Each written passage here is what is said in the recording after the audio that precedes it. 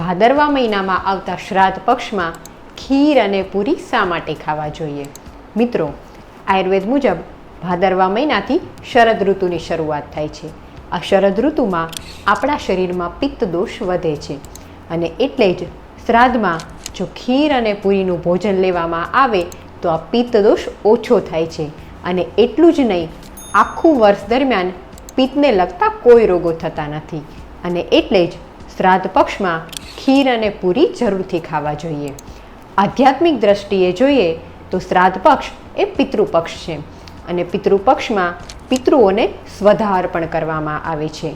તેમાં પિતૃઓને હવિષ્ય અન્નનો પ્રસાદ અર્પણ કરવામાં આવે છે.